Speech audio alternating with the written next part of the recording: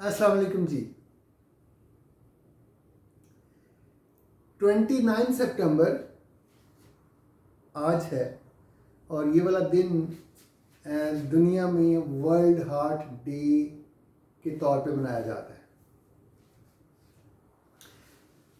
इंसानी जिस्म में अगर कहा जाए कि सबसे अहम ऑर्गन कौन सा है तो मेरा ख्याल है कि हर लिहाज से दिल ही कहा जाएगा। अगरचे दिल के साथ साथ दिमाग भी उतना ही अहम है, लिवर भी उतना ही अहम है, लंग्स भी उतने ही अहम हैं, आपके किडनीज भी अहम है, हर ऑर्गन, मल्टीपल ऑर्गन्स अहम हैं।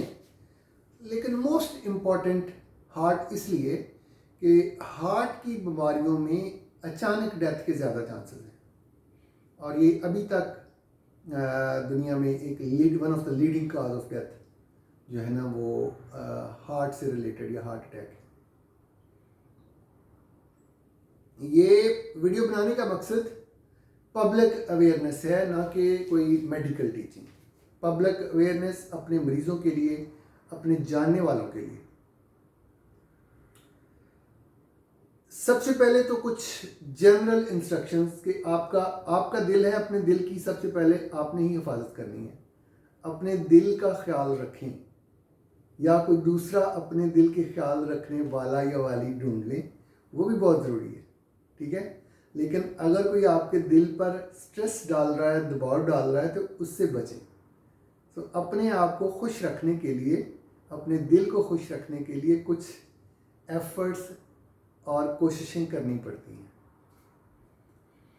देखें, पहले भी मैंने अपनी कुछ वीडियोस में जिक्र किया था कि जो कॉमनेस्ट फैक्टर्स हैं इसके एथरोस्क्लेरोसिस के, इसमें शुगर आ जाती है, इसमें हाई ब्लड प्रेशर आ जाता है, इसमें स्मोकिंग आ जाती है, इसमें हाई कोलेस्ट्रॉल, ट्राइग्लिसराइड आ जाते हैं और इसमें सीडेंट्री लाइफस्टाइल आ जाता है, थोड़ा बहुत स्ट्रेस का रोल भी है और इसके अलावा मल्टीपल काजेस और भी हैं जिनका कम रोल है।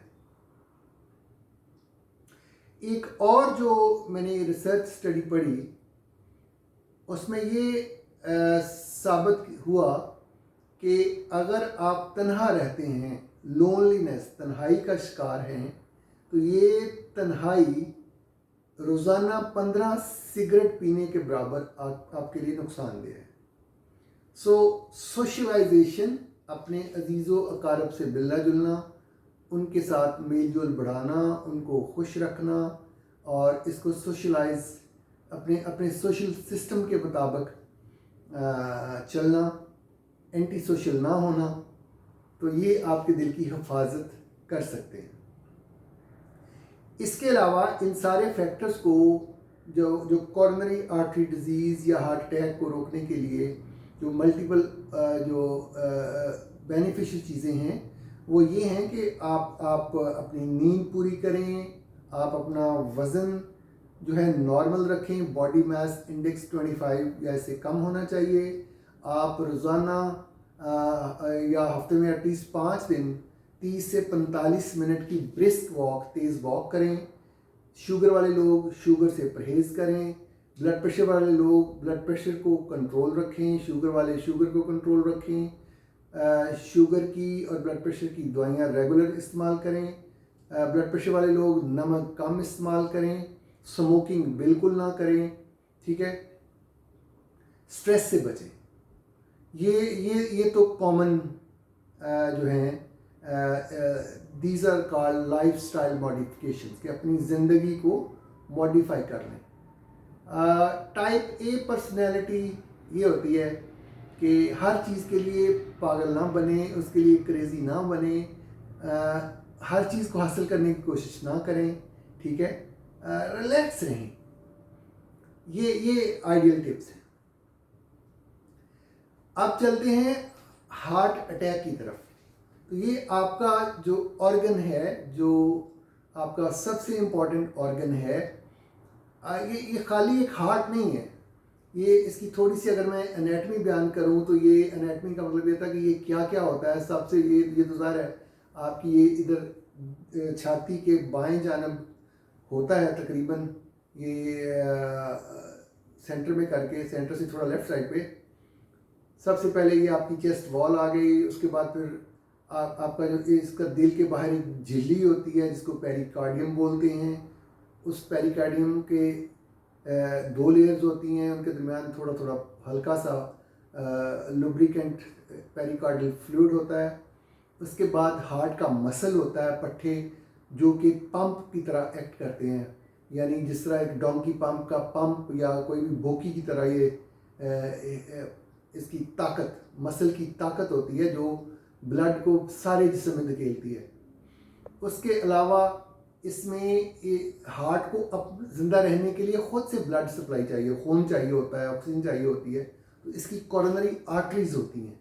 और सबसे कॉमन काज जो हार्ट अटैक का लफ्ज़ आमतौर पर बोला जाता है वो इन कोरोनरी आर्टरीज की डिजीज़ को बोला जाता है।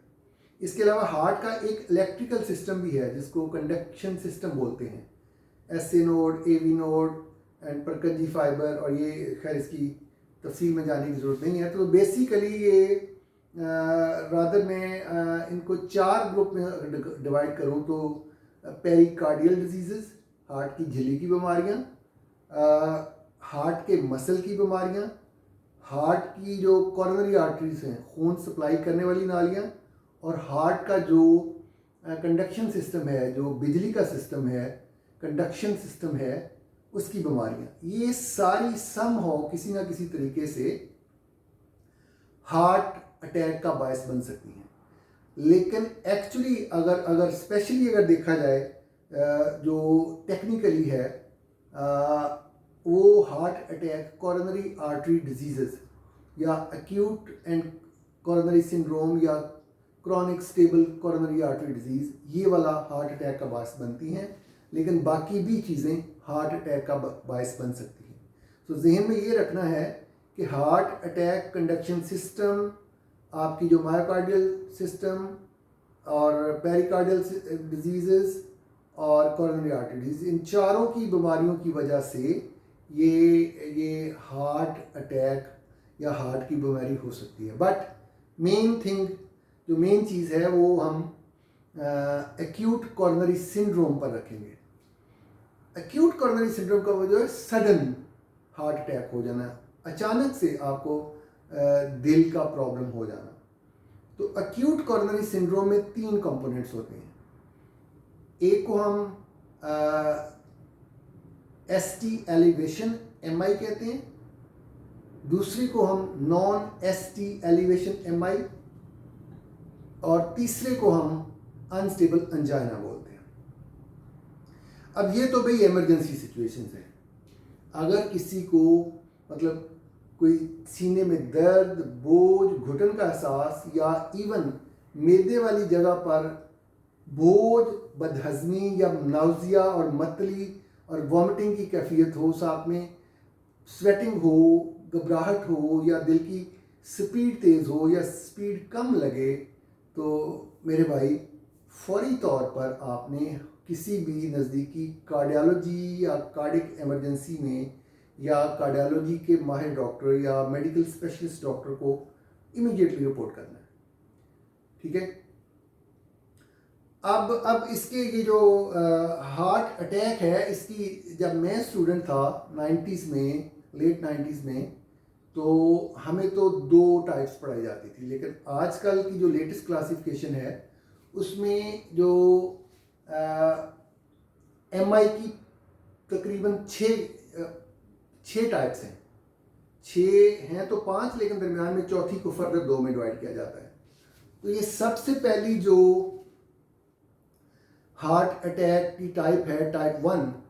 टाइप 1 में क्या होता है कि जो आपकी उम्र के साथ साथ या शुगर, ब्लड प्रेशर, स्मोकिंग की वजह से आपकी जो कोरोनरी आर्टरीज के अंदर जो एथेरोस्क्लेरोसिस या चर्बी जमा हुई होती है, उसमें से कोई एक जगह पर प्लेक या वो प्लेटलेट्स उसके ऊपर इकट्ठे होकर एक प्लेक बन जाता है। तो इस प्लेक का रप्चर हो जाना, या आप जो मेन वेसल्स हैं, जो एओर्टा वगैरह हैं, उनके दरमियान ब्लड का चला जाना, यानी कि डाइसेक्शन ऑफ एओर्टा, ये कॉमन काजेज़ हैं जो टाइप 1 हार्ट अटैक कहलाती हैं।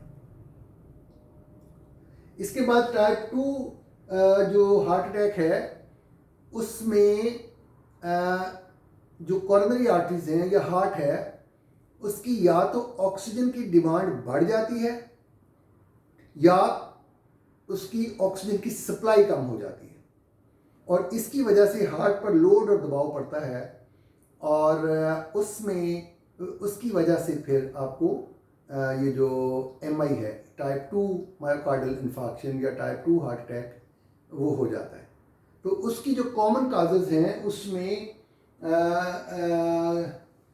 किसी आपकी जो खून की नालियां हैं इनका स्पैज्म यानी इनका स्ट्रेस की वजह से, टेंशन की वजह से या कोई वेस्कुलाइटिस की वजह से या किसी सडन न्यूज़ की वजह से उन जो आर्टरीज का स्पैज्म हो जाए तो वो टाइप 2 कहलाता है। स्पैज्म के अलावा खून की कमी या एनीमिया या कहीं और जगह से क्लॉट आके कॉरोनरी आर्टरीज में सडन क्लॉट आ जाए, ठीक है, तो ये क्लॉट के अलावा इसकी रिदम डिस्टर्बेंस यानी एरिथमिया, हार्ट की स्पीड ज़्यादा हो जाए, पल्स इरेगुलर हो जाए, ठीक है, या ब्लड प्रेशर शूट अप कर जाए या हाइपोटेंशन हो जाए। सो हाइपरटेंशन और हाइपोटेंशन, जो हाइपोटेंशन आमतौर पे जो है ये 90 सिस्टोलिक बाई 60 और sudden drop of more than 20-30 millimetre of mercury और ये सडन ड्रॉप हो जाए तो इसको हाइपर या हाइपोटेंशन की वजह से भी हार्ट अटैक हो सकता है। तो ये आमतौर पे medical causes of heart attack समझी जाती हैं। इसके अलावा टाइप 3 एक होती है हार्ट अटैक की किस्म और टाइप 2 जो है वो बेसिकली सडन कार्डिक डेथ वाले जो जिनकी अचानक से डेथ हो जाती है उनमें जो हार्ट अटैक की किस्म है वो जो होती है उसको जो है वो टाइप 3 बोलते हैं। इसी तरह टाइप 4 जो MI है या मायोकार्डियल इन्फार्क्शन उसको फर्दर जो है ना वो 2 में डिवाइड कर देते हैं। 4A का मतलब ये होता है कि ये जो है आपका PCI से रिलेटेड। PCI का मतलब ये है कि जो बहुत सारे लोगों को जब उनकी हार्ट की नालियाँ तंग हो जाती हैं तो वो कार्डियोलॉजिस्ट के पास जाते हैं और फिर कार्डियोलॉजिस्ट उनकी नालियों के अंदर कोई स्टेंटिंग कर देते हैं। तो ये परक्यूटेनियस कॉरोनरी आर्टरी इंटरवेंशन, इस दौरान भी हार्ट अटैक हो जाता है तो उसको 4A बोलते हैं। इसके अलावा जब स्टेंट डल जाता है तो स्टेंट डलने के बाद कई दफ़ा स्टेंट ब्लॉक हो जाता है, स्टेंट थ्रोम्बोसिस, तो उसको टाइप 4 मायोकार्डियल इन्फार्क्शन बोलते हैं। तो जो लास्ट टाइप है इसकी मायोकार्डियल इन्फार्क्शन की वो कई दफ़ा जो शुगर के मरीज़ होते हैं या दूसरे ऐसे मरीज़ जिनकी ये जो कॉरोनरी आर्टरी डिजीज़ या ACS वो मेडिकल मैनेजमेंट से कंट्रोल में नहीं आती तो उनको फिर cabbage coronary artery bypass graft यानी हार्ट की सर्जरी का, हार्ट के बाईपास ऑपरेशन का मशवरा दिया जाता है। तो कई दफ़ा उसके दौरान भी हार्ट अटैक हो जाता है।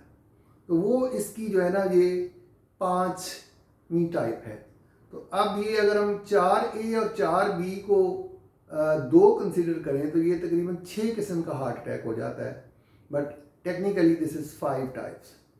तो ये जब भी किसी को हार्ट से रिलेटेड कोई सिम्टम हो तो इसको इमीडिएटली आपने इमरजेंसी में जाना होता है और उसके लिए बेसिक इन्वेस्टिगेशन जो है एटलीस्ट डॉक्टर हिस्ट्री लेगा। हिस्ट्री के बाद आपकी एक ECG होगी, ECG के बाद कार्डिक एंजाइम जिनमें कम से कम ट्रोपोनिन T या ट्रोपोनिन I और CKMB ये सीरियल कार्डिक एंजाइम्स होने चाहिए। सीरियल का मतलब ये है कि 24 घंटों में कम से कम कोई 3 बार ये टेस्ट अगर हो जाए और ये नेगेटिव हों तो फिर अज्यूम कर लिया जाता है कि आपको हार्ट अटैक नहीं है। इसके साथ साथ बहुत ही बेहतर होगा कि 2 और इम्पॉर्टेंट टेस्ट हैं, इकोकार्डियोग्राफी, ट्रांसथोरेसिक इकोकार्डियोग्राफी जो कि एक आम चेस्ट का हार्ट का अल्ट्रासाउंड है, वो भी as early as possible immediately हो जाए तो बहुत बेहतर है।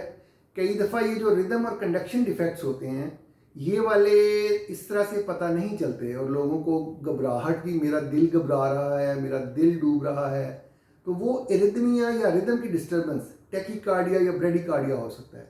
तो उसके लिए जो है एक हॉल्टर मॉनिटरिंग करना पड़ती है।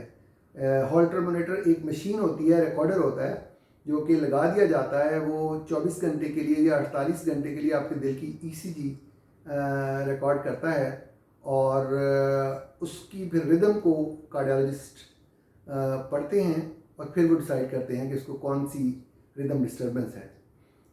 इसी तरह आजकल स्क्रीनिंग के लिए एक और स्ट्रेस टेस्ट होता है, ETT, एक्सरसाइज टॉलरेंस टेस्ट। वो भी किया जा सकता है अगर किसी की बीमारी आसानी से ना पकड़ी जाए, उसकी स्पेशल इंडिकेशंस होती हैं। और आजकल बहुत ही कॉमनली अवेलेबल एक टेस्ट है CT angiography, CT coronary angiography. ये भी बहुत अच्छा टेस्ट है और CT कोरोनरी एंजियोग्राफी के ज़रिए एक कोरोनरी आर्टरी कैल्सिफिकेशन स्कोर होता है। उस स्कोर से आप प्रेडिक्ट कर सकते हैं कि आपका जो है वो कितना रिस्क है। इसी तरह और भी काफ़ी सारे जो कार्डियोवैस्कुलर रिस्क फैक्टर कैलकुलेटर्स हैं जो कि आपको 10 ईयर रिस्क कैलकुलेट करके बता देते हैं। इवन एक और बहुत अच्छा जो मायोकार्डियल डिजीज़ या हार्ट के मसल्स की डिजीज़ के लिए जो टेस्ट है वो आजकल कार्डिक MRI, जो कि जो हार्ट के मसल की इनफिल्ट्रेटिव डिजीज़ लाइक अमाइलॉइडोसिस और हीमोक्रोमेटोसिस और बहुत सारी ऐसी बीमारियां हैं जिनमें या इवन ये जो मायोकार्डाइटिस है तो उनमें बहुत सारा हेल्पफुल हो जाता है। तो ये एक जनरल अप्रोच और जनरल गाइडेंस और इन्फॉर्मेशन है। उम्मीद है कि आपके काम आएगी। अपना और अपने दिल का और अपने अजीज़ व अकारिब का ख्याल रखिएगा। शुक्रिया। अल्लाह हाफिज़।